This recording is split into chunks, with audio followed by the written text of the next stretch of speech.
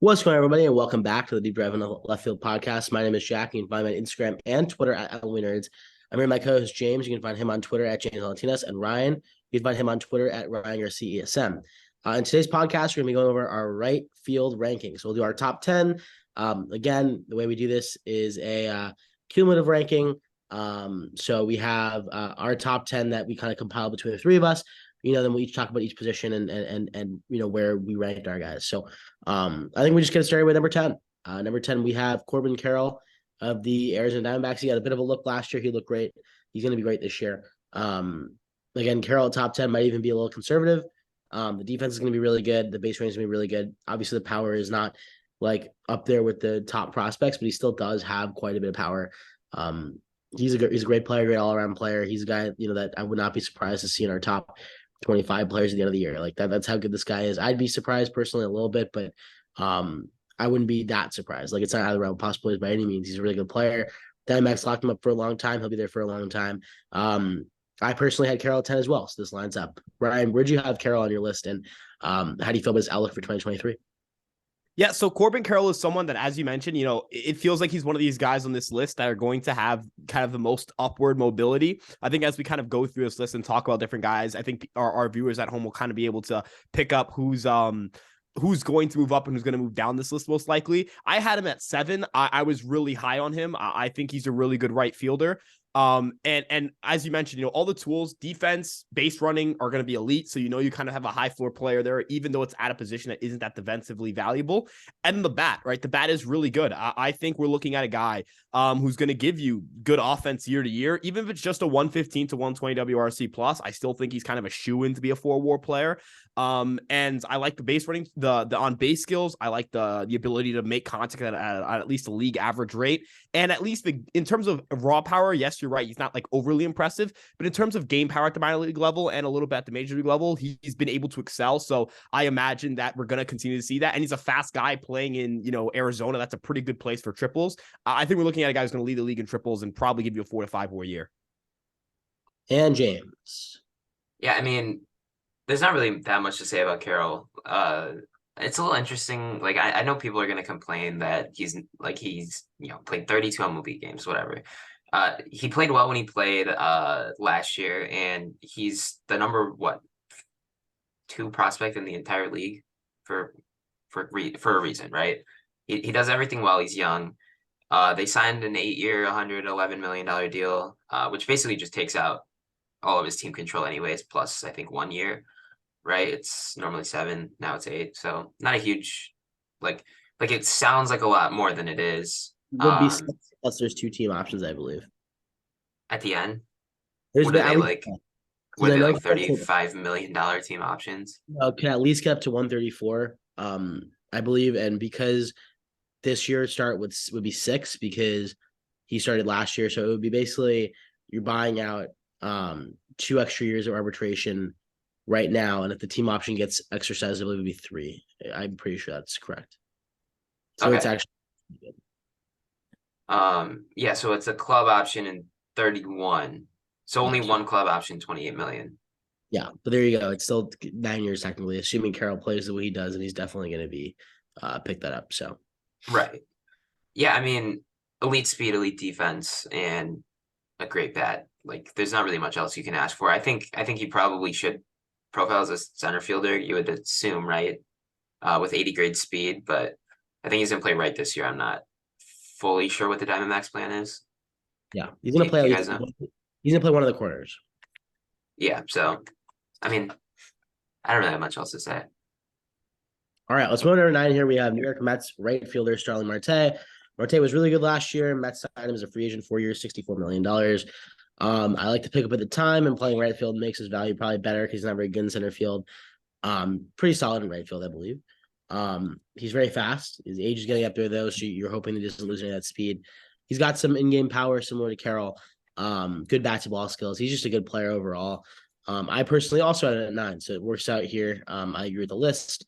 So yeah, he's a good player. Again, he's not like I feel like his ceiling isn't as high as a guy like Carroll or some of the guys on this list, but he's definitely gonna be very solid. base running is also fantastic, obviously, as well. I already mentioned his speed, but he's also a very good base runner. Ryan, how do you feel about Marte for 2023? Yeah, so Starling Marte, kind of, and after coming into 2022, there was a lot of talk about him regressing potentially offensively from his 2021 season, and he actually improved on his 2021 WRC plus mark. Is that me sitting here and saying he's going to be he's a true talent 130 WRC plus guy? No, but I do think projections are really conservative on him. They have his BABIP dropping from 340 to 312 if you're looking at Steamer, 308 if you're looking at Zips, and yet he's still a 115 and 116 WRC plus hitter in both projection systems. He was able to put up a 3-WAR year last year in under 120 games, despite the fact that he had negative BSR, which I don't see holding up. I think we're going to see a little bit of positive regression there. I think in terms of just offensive value, I think we're going to see a similar Starling Marte, because when you combine the base running and then the base running getting better, of course, and the bat taking a step back, I think that'll kind of combine to give you similar value. And then, as you mentioned, he's a much better defensive right fielder than he is a defensive center fielder at this point. I know outs above average didn't like him, but DRS did. Whether that will continue to hold up over time, we'll have to wait and see. But, he's at least not an awful defender at the position. I think he can hold his own. I know he's getting up there in age. He's going to enter his age 34 season, but quite frankly, I think that we still are going to see another really good year of Starling Marte. And James. Yeah, I agree with Ryan. I know a lot of people think just because of his age that there's gonna be like some regression there, especially since he's so reliant on his like base running as like an outlet for his value. But at the same time, last year he was massive negative defender, which is a little confusing given everything else he's done in his career. 3-WAR season last year, I have him I think a few spots higher. I'm at number 7. But I just trust the bat. And I think that we'll see, like Ryan said, a pretty big increase or at least a bounce back in his BSR, because negative BSR is not who Starling Marte is. All right, number 8, we have Lars Nootbaar of the St. Louis Cardinals. Nootbaar has played really well for Team Japan so far. He's a guy that a lot of people have breaking out this offseason or this season. He frankly has already kind of broken out in my eyes. I think he'll be a little better this year, but I don't think he's going to be an MVP candidate. He's really good, though, on all accounts. He's a really good defender, runs the bases well, hits the ball incredibly hard, has really good swing decisions, or makes really good swing decisions. Sorry. He's a really good player all around. He'll be playing right field for the Cardinals. They traded Harrison Bader to the Yankees, so Carlson slides over to center. I think it'll be interesting to see what they do with Carlson when Walker's ready to go, because he's kind of like the odd man out at this point. But right now, Lars Nootbaar is going to be the right fielder for the Cardinals every day.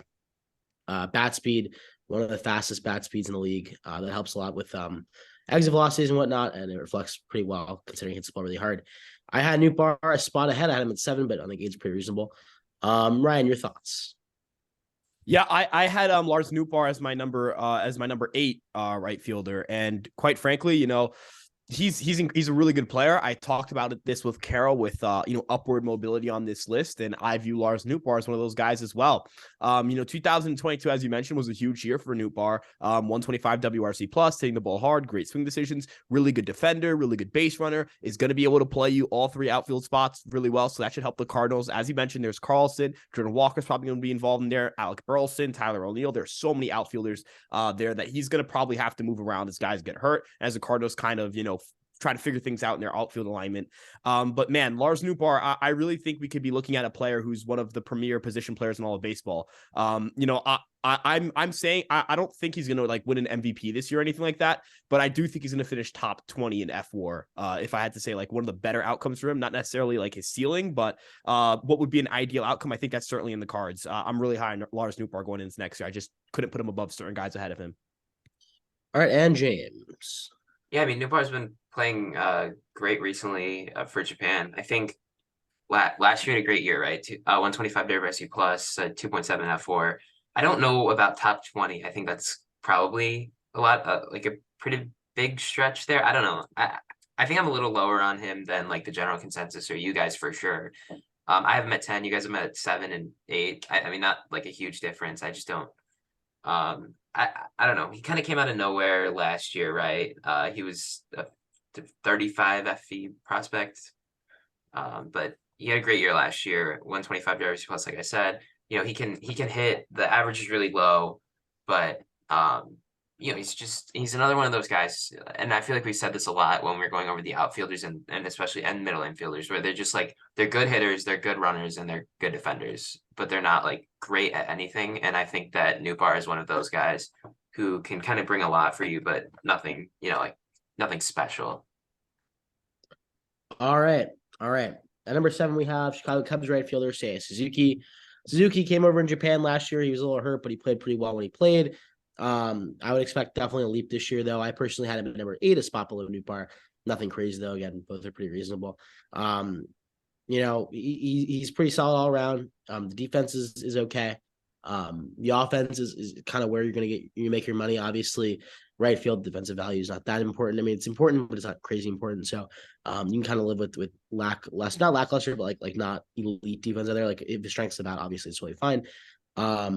Projections like him. Projections liked him a lot last year. He started off really hot, obviously, then he kind of cooled off a bit with some injuries. So I would expect Suzuki to definitely carry some more of that pre-injury play into this season. I think it makes sense considering he won't be playing hurt. Ryan, your thoughts on Suzuki for 2023? Yeah, so I had Suzuki and Nootbaar flipped. I had Suzuki ahead of Nootbaar. Now, after this oblique issue, now that take is probably not going to age very gracefully. But I will say with Seiya Suzuki, and I feel like this can also be used to apply for some of the other rankings on this list, we're looking a lot at ceiling here. You know, Seiya Suzuki has, star level ceiling. As you mentioned, he hits the ball really hard. He's pretty fast. He has a really good arm. So I don't think it's completely out of the question for him to figure out I don't think it's a range issue. I think it's kind of a jumps issue, whatever it may be. I know he got better defensively in the NPB as he moved to the corner outfield. Maybe it's just, trying to figure out Wrigley Field. I have no idea, but I think there's some defensive ceiling there for him still. And then as you mentioned with the bat, he hits the ball hard. Projections love him, which I know is going to come off as me just saying he's only going to be good because of projections. But looking at some of the swing decisions, looking at the fact he didn't strike out too much, which is usually an issue for people coming over from the NPB. And then, of course, the quality of contact was excellent. I think that there's that chance that he goes out there and rest assured, after some, time on the IL, probably, he comes back and he puts up an all-star level season and guides this Cubs team to kind of that first year with this core together. And James. Yeah, I mean, I like Suzuki a lot, obviously. I'm a Cubs fan, so there's that. But like, I don't know. I think a lot of people are way higher on him than I am. I think, like Ryan said, like you think he has like star potential. I'm not sure if he does. But obviously, like it's tough to know off of just one, major league season where he kind of like struggled with injuries and whatnot. But then again, he's already struggling with injuries this year. He's not going to start the season on the major league roster. He'll be on the IL, which I don't think is a huge deal, but it could turn into something major. I think it was a groin injury, and those are never, never one you want to play around with. He's projected 127 WRC plus. I think it's probably pretty reasonable, maybe a little bit high. Zips has 135, which I think is really high. But this Cubs team will be better. He won't have to, be hitting third or fourth every game. But I think this is a good spot for him. I had him at 8. He's at 7 here. Not like too big of a difference. All right. At number 6, we have Toronto Blue Jays right fielder, probably going to be doing some DHing or more DHing this year as well, but going to be playing some right field. George Springer. Springer is a guy that I feel like he was underrated for a while, then he got a little overrated last year. I think we're kind of getting to that properly rated point. He's a really good hitter. The defense is not what it used to be. The base running isn't exactly what it used to be as well. I'm sorry, his speed in general. He's kind of declined as an athlete considering his age. He's also I would consider Springer to be an injury-prone kind of player. Again, I don't like to throw that word around, but I think Springer is definitely in that category. Really good player, though. Definitely, I would say, kind of that gap. I would say you have your bottom 4 right fielders in the top 10 at least, and you have Springer, and then you have the top 5 that are in a different tier. But Springer's slightly better than the other guys. I feel like we listed before him. He's a really, like I said, really good player. You kind of know what you're gonna get with him. At least a 125 WRC plus, kind of bad at least. Probably gonna cap around 140, but he's gonna be a really good productive hitter. So, Ryan, what do you got on Springer going for 2023? Yeah, so George Springer, another one of those guys who, he's kind of always been a really good baseball player. Now, obviously, the injuries were a concern and are a concern, but I think that they don't have to play him in center field much, if not at all. They can kind of, manage his days on the field a little bit more. We could see a significantly, more durable George Springer, even if that means sacrificing a lot of the defensive value that he may have had. Because even a league average or slightly below league average center fielder defensively is going to give you more value than, average defense in right field. So yes, he's not a base. I mean, last year he did have a 4.6 BSR, which was which is the second best mark of his career. He did steal 14 bags, but bigger bases, maybe he can get the green light up a little bit more. He played 132 games last year, put up a 4.2 WAR. It's like he's coming off of a year where, it's not like a Rendon situation or anything like that. But if we can see more health, I know I've said this multiple times for multiple players, but I don't think like MVP votes are too like much to ask of a George Springer season if things go right with health. And James. Yeah, I mean, I definitely agree with you. I don't know about MVP votes, but I think, between the two of you kind of say everything I'm thinking. I think with Springer, like we're looking at a guy who's, I don't know if I would cap to WRC plus 140. I think he's still capable of the 151, like close to 160 that he's done before. It's just a matter of whether he's on the field or not. He only played 78 games in 2021 and 133. It's not bad last year. If he can play 133 again, he'll probably have another 4-win season pretty easily. Like you said, I definitely think this is like a step up from the guys below him. I don't think he's that far off from, like Tucker and Acuna, but just like skill wise, obviously Tucker and Acuna, you kind of rely on them more to play more, so you expect more from them. But I think with Springer, you kind of know what to expect. All right. At number 5, we have Houston Astros right fielder Kyle Tucker. This is where we kind of get into that elite player range. These are all very elite players. I think these are all kind of top 20, top 25 at worst players. Kyle Tucker is fantastic. The only reason he's not ahead of, 5 is just because there are 4 like better players that are like, one would argue they're all kind of generational type talents. Like not, obviously the word generational kind of gets thrown around, but these are like the kind of upper echelon player talents, I would say, in the league. Tucker is fantastic, really good with the glove, really good with the bat, runs the base as well. Like he's just a really good player all around. I mean, I feel like there's not too much to say. He's not a boring player. He's just not like there's nothing you point out and be like he does this really, really elitely, if that makes sense, if elite is a word, in an elite way. He's just a really well above average hitter. I would say maybe you could argue he's an elite hitter, but he's not like, top tier hitter. Same with defense. Again, he's good out there. Not much else to say about him. Again, really good player. Ryan, what do you got on Tucker for 2023? Yeah, so Kyle Tucker, I think is where you start to enter a different tier of right fielders. As you mentioned, though, the guys ahead of him are just kind of those, once you see these once in a lifetime type talents, or once in a generation. Excuse me, lifetime's a little bit of exaggeration. But Kyle Tucker is a consistent all-star. Kyle Tucker is coming off a quote unquote down year at the plate relative to his 2021 with a 129 WRC plus. But number one, a career high in BSR. He was far more aggressive on the base paths this year. He attempted 29 steals, converted 25 of those. If that trend continues to go upwards with the bigger bases, we could be looking at a guy who, I know this doesn't matter as much in terms of, relevant analytical data, but being a 30-30 guy is still, in my opinion, a really cool feat to accomplish. And I think that, he's able to do that. As you mentioned, he's a really good defender in the corner outfield, such a good defender in the corner outfield that he had positive defensive value despite playing a position that's largely considered not valuable. He doesn't strike out a lot. He has great contact skills. He doesn't chase very often, and he's got a great power, quite frankly. As you mentioned, not elite, but really good power. We're looking at a guy who's just just a very strong all-around player. And James. Yeah, I definitely agree with you, Ryan. I think we look at Tucker, right, as a guy who's not elite really at anything, but is just so good at everything that he kind of, accumulates value. Like really not a lot of other players in the league are putting up, back-to-back 4.5-win seasons. He's only 26. He's projected 5.6 F4 by Steamer. That's really high. I mean, I wouldn't be shocked if he did it. A 151 WRC plus is his projection. He's never done that before, but a little bit, I guess, a relative down year last year with the bat compared to the year before that. I think when we look at Tucker, we kind of know he's going to walk a lot. He's not going to strike out a lot. He'll have, an on-base percentage like 340, 350, and a slugging percentage above 500. So, he's gonna have that like 870, 860 OPS and 150 WRC plus is his projection. I would probably go like 140. But if he plays 150 games again, then he'll probably walk into a 4.5 win season. All right. At number 4, we have Atlanta Braves right fielder Ronald Acuna Jr. This is a guy that people had the consensus top 5 player a couple years ago rather. Torn ACL, obviously had a down year last year. I think we're probably going to see something closer to that regular Acuna we have this year.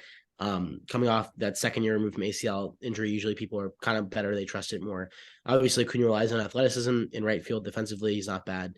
At the plate, he's obviously one of the better hitters in the league when he's on. One of the better base runners in the league when he's on. Again, all about that health, all about that ACL. So, again, I could see Acuna being a solid player like he was last year, but that 90th percentile outcome is an MVP player. So, you got to hope for that. And I'm kind of hoping, at least the way I have him right here, probably gonna hit that 70th percentile, at least relatively speaking. Like, again, last year was tough for him, but again, this year probably going to be better.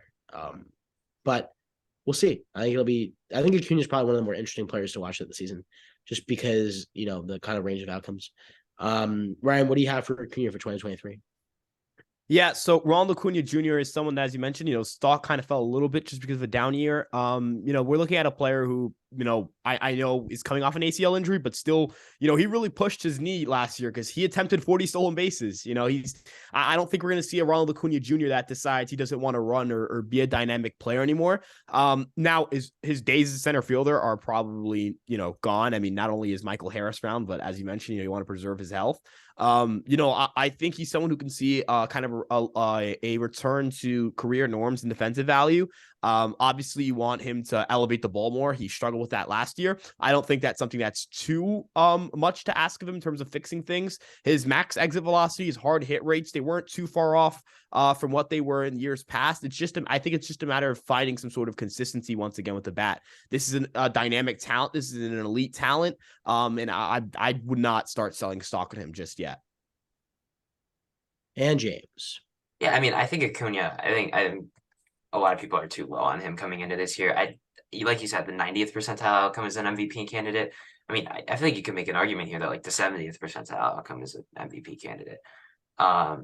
He's never had like an MVP caliber season, so I mean, maybe we're jumping the gun a little bit, but then again, like he's a 25-year-old, and I know he's coming off a torn ACL, but it didn't seem to like, I don't think the reason why his bat wasn't as good last year is because of his ACL, right?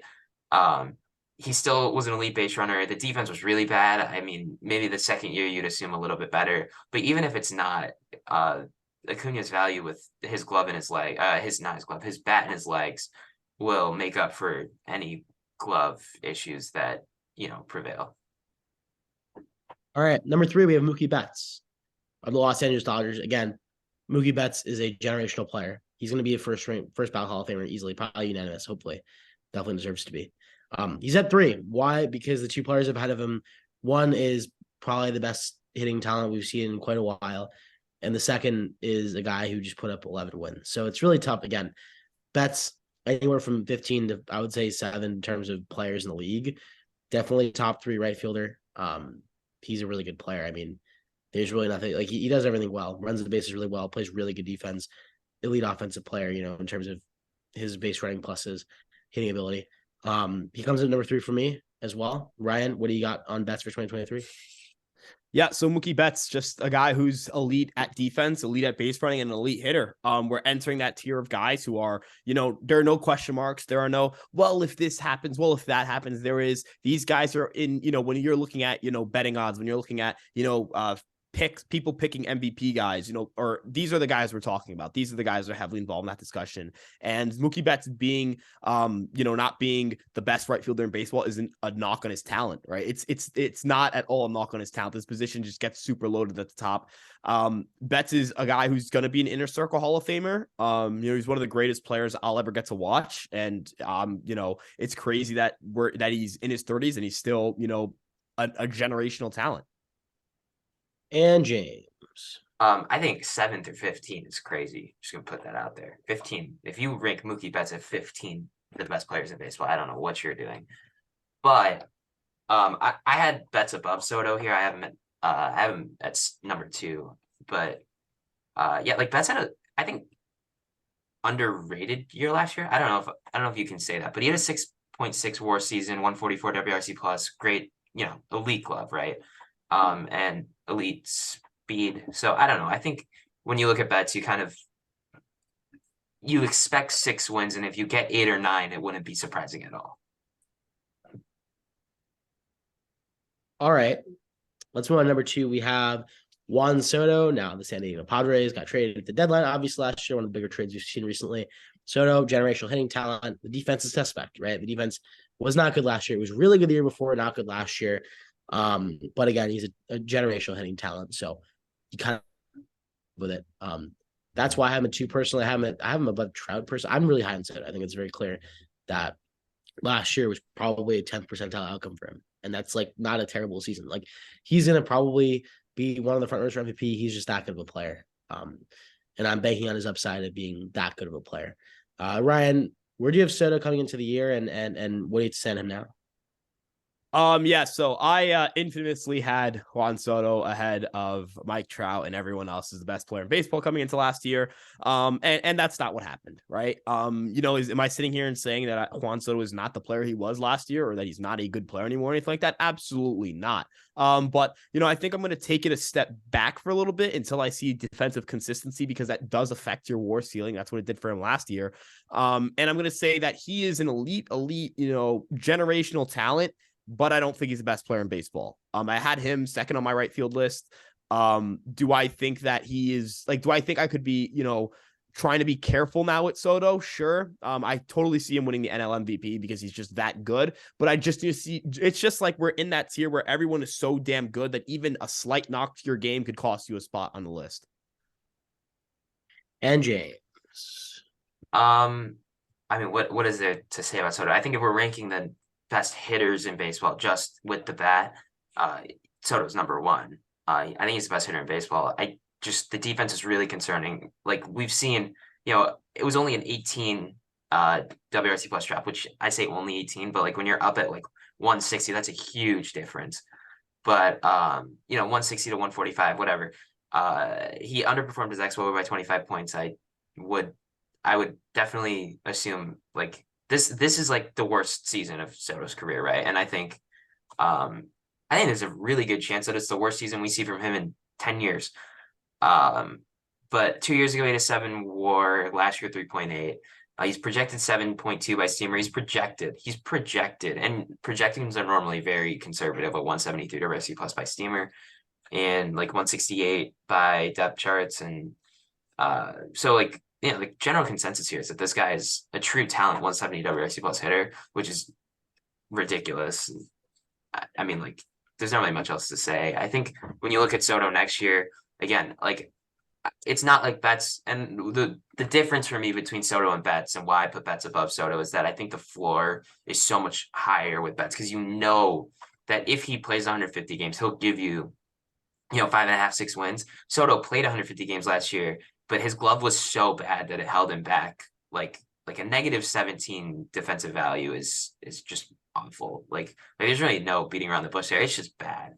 But like even a negative 10 or a negative 8, like, and you're looking at probably an easy 5-6 win season when his bat was the worst of his career. So I think when you look at Soto going into next year, it's hard not to like bet to expect a 6-win season. All right, and coming out at number 1, we have New York Yankees right fielder Aaron Judge. Judge, what are you going to say about him? Best power in the league, probably.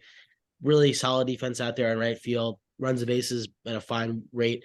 Last year, coming off an 11.8 win season, I believe, off the top of my head. He's that good of a player, obviously. Probably the best season since Bonds. Definitely the best season since Bonds last year. I would say excluding Ohtani. You could also argue that it's better than Ohtani. But yeah, I mean, look, Judge, to me, the second best player in baseball behind Ohtani. Again, nobody's close to Ohtani, but that season last year, definitely deserving MVP. If he comes in at number 1, I could see him anywhere from 1 to, honestly, 1 or 2, I would say. I'll take Judge, but you could have him 1 or 2. I wouldn't be that upset. Ryan, what do you got on Judge? Try to keep this under 10 minutes. Aaron Judge is elite. I love Aaron Judge. I'm a Yankees fan. I'm biased. I'm putting him 1. I don't care about the numbers. Everyone can, you know, you can say you had Juan Soto's the best player in baseball last year. Why is he not the best right fielder? Because I said so. Aaron Judge is. We've never seen a season like that, and quite frankly, I think if you have a season like that, I'm gonna throw away projections for just a second and at least crown you as the best right fielder on my list for at least 1 year. You deserve it. You deserve. I think Judge is. Also just doesn't get enough credit for being he's a generational talent. Like no one in the StatCast era barrels the ball more than him, hits the ball harder than him. You know, all those things, though that's generational power right there. I don't think, and I think there's a higher ceiling because he might be playing a lot of center field with Harrison Bader out, so that's going to help his WAR for sure. And James. You guys just love the word generational, huh? We're looking at 6 generational talents in the same year. All 10 right fielders here are generational guys. Yeah, I don't know if I agree with and that. MVP winners. But like you guys throw the word generational around a lot, but Judge is definitely a guy who is like I think we're looking at I don't know about like 6, but I think we're looking at 3, maybe 4, because those guys are like if we're looking normally, right? Betts was the best right fielder of the 2010s, right? And then I think between Soto and Acuna, one of them will be the best right fielder of the 2020s. But with Judge, like we were talking about, he had a 200 WRC plus. That doesn't happen, right? We haven't seen that since 2004 Barry Bonds when he was like cheating. So I mean, I don't know. I think Judge, the projection is 164 for Steamer, 171 for Zips, 8 WAR projection. Like I mean, I think I'm putting him at 1 because of what he did last year, not fully because I think he's actually going to be better than Soto and Betts this year. I don't know if he will, obviously, but I think with Judge, there's some, caution, but at the same time, like he had an 11-win season last year. There's really no argument against it. All right, that's it for this episode of the Deep Dive Left Field podcast. If you like what you saw, please give us a 5-star rating on whatever platform you're listening to. Make sure to follow us on Twitter and Instagram at Deep Drive Pod. Follow me on Twitter and Instagram at LW Nerds. Follow James on Twitter at James Valentinas. And follow Ryan on Twitter at Ryan Garcia ESM. It's been a Deep Drive in the Left Field by Castellanos, and we will see you in episode number 86.